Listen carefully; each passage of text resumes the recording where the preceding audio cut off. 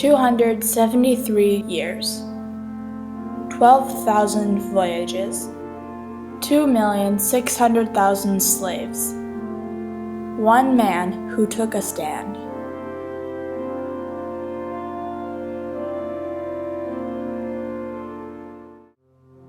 William Wilberforce, born August 24, 1759, knew struggle at an early age. His father died when he was 8, and as a result, his mother became mentally and physically ill. Wilberforce was sent to live with his aunt and uncle in Wimbledon, England, where he attended Hull Grammar School and studied under Joseph Milner. Milner, an evangelical teacher and headmaster, influenced young William's belief in God. After Wilberforce graduated from Hull Grammar School, he attended St. John's College in 1776, where he explored the fields of religion and politics. After graduating from St. John's College, he moved to London, where, in 1779, he became friends with William Pitt, the future Prime Minister of England. A year later, at the age of 21, Wilberforce was the youngest person elected to Parliament. He was popular, showed charisma, and displayed natural leadership skills. His strong faith almost deterred him from having a public life in politics, because he did not know if the two were mutually exclusive. Having a successful political life and a strong devotion to God called for a complete commitment, and Wilberforce did not know if he had the strength for both. William Pitt and John Newton, a former slaveboat captain, convinced Wilberforce that he could do both. Pitt said to Wilberforce, "Surely the principles as well as the practice of Christianity are simple, and lead not to meditation only, but to action." The support from his friends and his strong devotion to God gave Wilberforce the courage he needed to use his faith to guide him in the fight to abolish the slave trade. John Newton, like Wilberforce, struggled with a commitment to God. As a sailor and slaveboat captain for 11 years, he saw firsthand the horrors inflicted upon slaves on their journey through the Middle Passage. Newton took his illness and eventual blindness as a sign that God was punishing him for his sins. He committed the rest of his life to ministry and composed the song Amazing Grace, which Wilberforce used as an inspiration throughout his stand against the British slave trade. Amazing Grace is this gift that says I can start over, and what I did yesterday does not negate how I can do good today or tomorrow or the next day.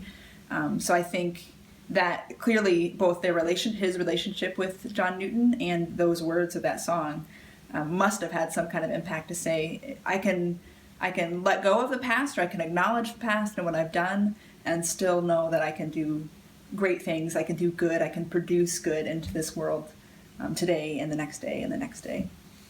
Wilberforce worked throughout his entire political career to pass one bill, the Abolition of Slavery Bill. He would have to use unconventional methods, like touring a slave boat or binding people in slave shackles, to convince his fellow members of Parliament of the horrors of slavery. This was an overwhelming task, considering most members were slaveholders themselves or gained financially from the slave trade. Ending the slave trade was also not socially, religiously, or economically popular for Britain. The Church of England justified the existence of slavery by using the Bible to demonstrate how the slaves were destined to be slaves. Ham and his son Canaan are exiled, and they go to Ethiopia, which was one of the major empires during the time this was written. Well, later on, white supremacist theologians came up with the idiotic idea that the whole of the African continent is populated by the descendants of Ham and Canaan. In Wilberforce's attempts to change the minds of British politicians, he often faced death threats. Admiral Nelson claimed that the, quote, damnable doctrines of Wilberforce and his hypocritical allies were damaging the British Empire. To strengthen his argument, Wilberforce surrounded himself with social reformers and former slaves. A freed slave, Alaudo Equiano, was born in the Benin Empire and at age 11 was kidnapped from his home and sold to slave traders that were headed to the West Indies. Equiano exposed Wilberforce to the horrors of slavery with his own testimony. Quote, But is not the slave trade entirely a war with the heart of man? And surely that which is began by breaking down the barriers of virtue involves in its continuance destruction to every principle and bears all sentiments in ruin. Along with Equiano, the Clapham sect, a group of social reformers, included Thomas Clarkson, Jonathan Strong, Hannah More, and Granville Sharp. These reformers assisted Wilberforce with petitions and gathering evidence to present to Parliament. Wilberforce first introduced a motion to abolish slavery in 1789. The motion was defeated in a 163-88 vote. In response, he chaired the Sierra Leone Company, which promoted lawful commerce in Africa. He chaired this company because he wanted to change popular misconceptions about the slave trade. As a result, 500 petitions were signed to show support for abolition.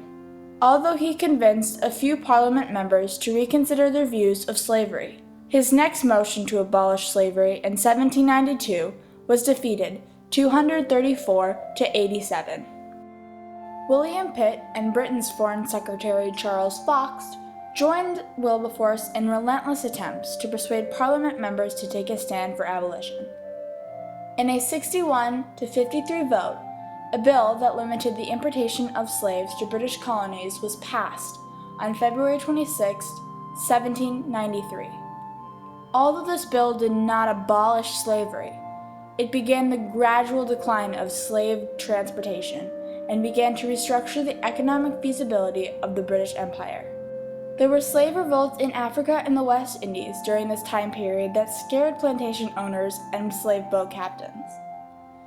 As a result, over the next 3 years, every bill that Wilberforce introduced was challenged on grounds that the reforms were causing disturbances in the West Indies.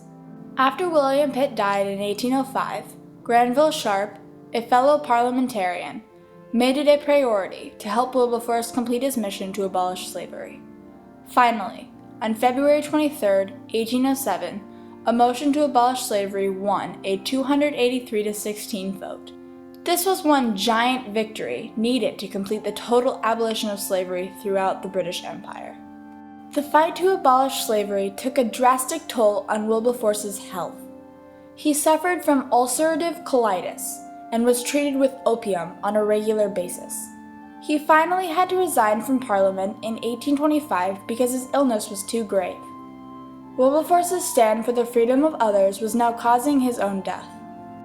Wilberforce's final victory occurred on July 26, 1833, when the Abolition of Slavery Act was passed by the British Parliament to forever abolish the slave trade throughout the entire British Empire. Victory was short-lived for Wilberforce, however. He died in London just 3 days after seeing his dream of abolishing the slave trade accomplished. Wilberforce's legacy of abolishing the slave trade is not his only success. Throughout his career, he was responsible for the countless social reforms that helped the poor and disenfranchised. Wilberforce's colleagues continued to push for equality and social reform throughout England after his death. In addition, it can be argued that the justification to help refugees today can be traced back to Wilberforce and his insistence that all men should be treated equally. Wilberforce is proof that one man can take a stand for the betterment of all. You really can't figure out how anybody could have come this strongly against slavery without the faith piece that was so fundamental to Wilberforce. I mean, it was entirely grounded in his Christian faith. He was a deep evangelist, starting Christian colonies in the Indies. He had these societal movements throughout England for the suppression of vice. Abolition of slavery was only one of his causes. His other one was to create a really moral society. So he fought drinking and swearing and living conditions for the poor, and he really was into building a character among English people that was moral.